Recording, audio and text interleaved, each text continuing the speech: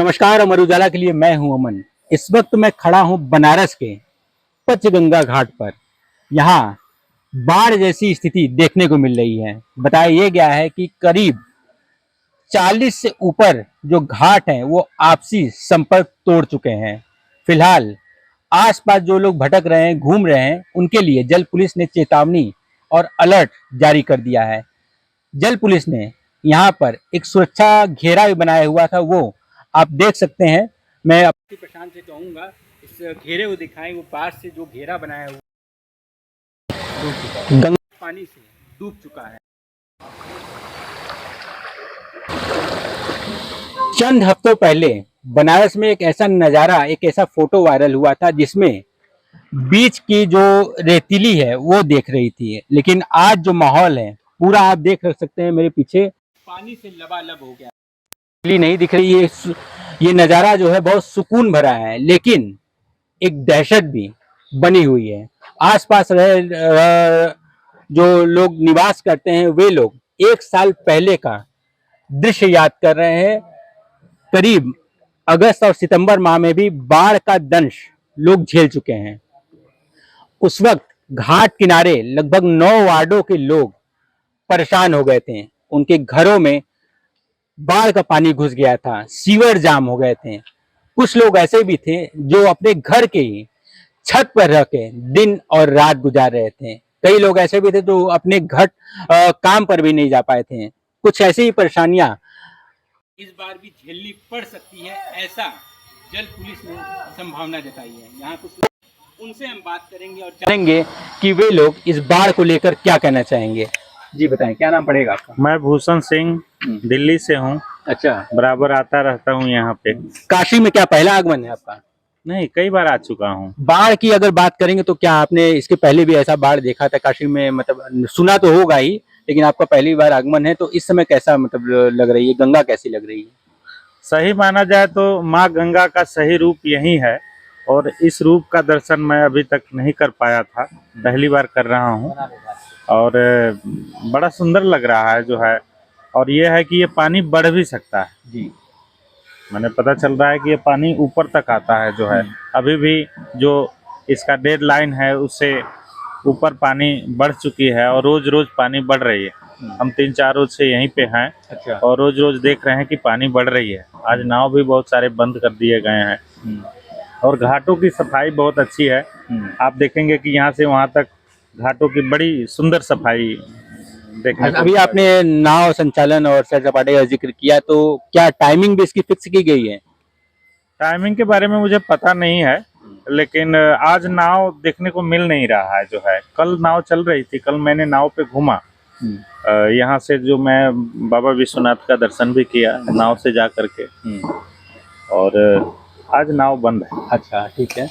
तो अभी नाव बंद है, आप वहाँ देख सकते हैं। प्रशांत से मैं कहूँगा दिखाएं जरा। जल पुलिस के लोग बहुत ही संजीदगी से पानी का अवलोकन कर रहे हैं और देख रहे हैं कि घाट किनारे जो लोग इधर उधर घूम रहे हैं उनकी सुरक्षा के लिए बहुत बारीकी से देख रहे हैं, ताकि कोई ऐसा हादसा, ऐसी अनहोनी न होने पाए जिससे किसी की जान या कोई ऐसा बड़ा हादसा हो जाए, किसी का कुछ हो पाए।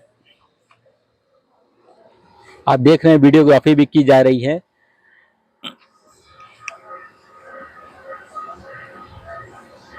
यहाँ पर एक लोग और मौजूद है, उनसे पूछते हैं जरा कि क्या है इस समय गंगा का माहौल। जी, नाम बताए अपना? जी, तेजपाल नाम है। अच्छा। वैसे हम भी दिल्ली से हैं। बनारस आना जाना होता है। देखिए, गंगा जी की बात तो गंगा जी अभी अपने चढ़ान पे हैं।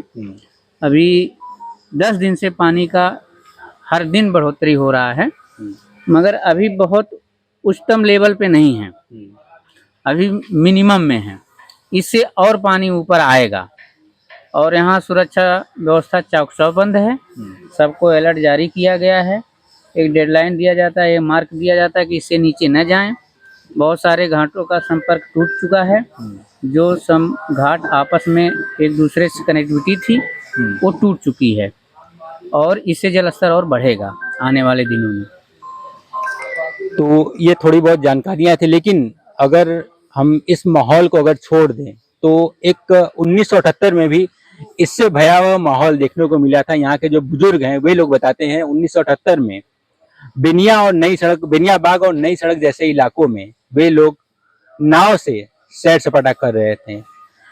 एक स्थान से दूसरे स्थान पर जाने के लिए नाव का उपयोग कर रहे थे। उसके बाद यानी सन 1978 के बाद ऐसा माहौल, ऐसा नज़ारा देखने को नहीं मिला है। लेकिन जो पुरानिए हैं वे लोग ये भी कहते हैं आने वाले दिनों में ऐसा नज़ारा, मतलब जो ऐसी दिक्कत हुई थी बाढ़ के कारण, वो नहीं दिखे तो बेहतर होगा, क्योंकि उस समय बनारस की आबादी इतनी नहीं थी। आज आबादी बढ़ चुकी है। पानी यानी गंगा का जल स्तर अगर बढ़ा तो बाढ़ का पानी जब घरों में घुसेगा, सड़कों पर घुसेगा, तो 1978 जैसे हालात एक बार फिर पैदा हो जाएंगे। लेकिन फिलहाल में ऐसी स्थिति दिख नहीं रही है। आप यहाँ देख सकते हैं जो श्रीमठ है, यहाँ लोग बता रहे थे श्रीमठ का जो 1, 2, 3 तीसरा मंजिला जो है कई बार डूब चुका है। सन 78 के बाद ये बिल्डिंग बनी थी, लेकिन यहाँ के लोग भी बाढ़ का दंश झेल चुके हैं।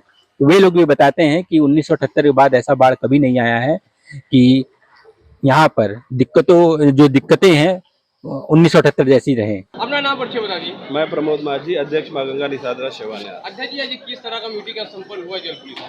आज यहाँ पे जल पुलिस में आने वाले सावन महीने को लोगों की सुरक्षा कैसे हो, इस चीज़ पर लोगों द्वारा इस व्यवस्था को सुचारू रूप से चलाने के लिए मीटिंग किया गया है।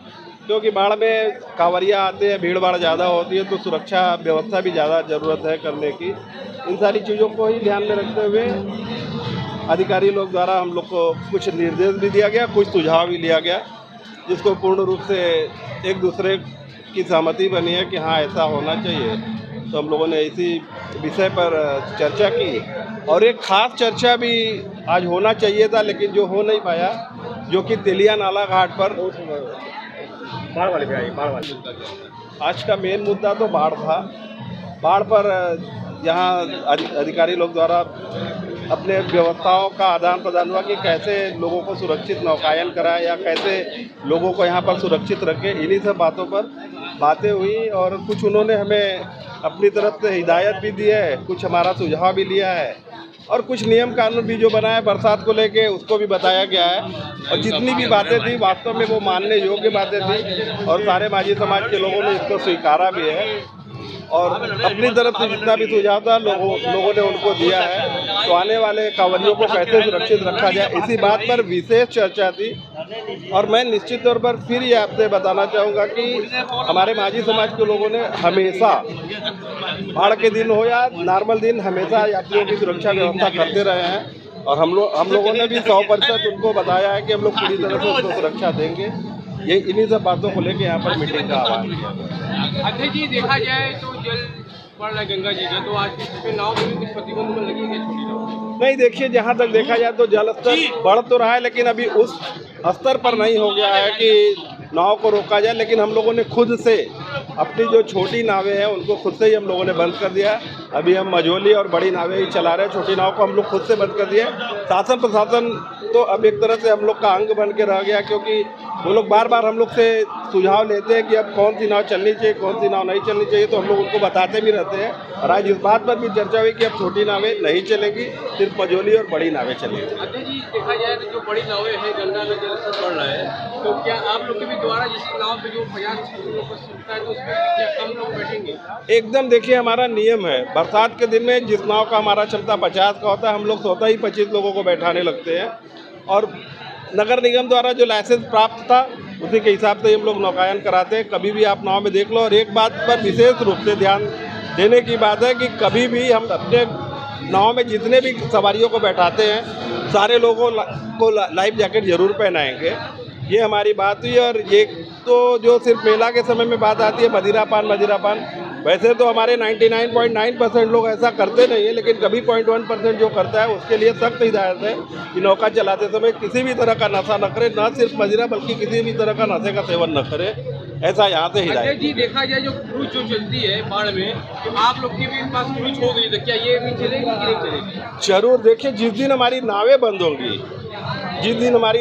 होंगी, अगर उनका क्रूज चलेगा तो हमारा क्रूज भी चलेगा। मानक इनको तैयार करना पड़ेगा। हमारे क्रूज का मानक क्या होगा, कैसे हमारा क्रूज चलना चाहिए, उस पर भी बातें होंगी। लेकिन अगर इनका क्रूज चलेगा तो हमारा क्रूज भी जरूर चलेगा। अगर आप ये वीडियो YouTube पर देख रहे हैं तो हमारे चैनल को सब्सक्राइब कर बेल आइकन दबाएं और Facebook पर देख रहे हैं तो हमारे पेज को लाइक करें।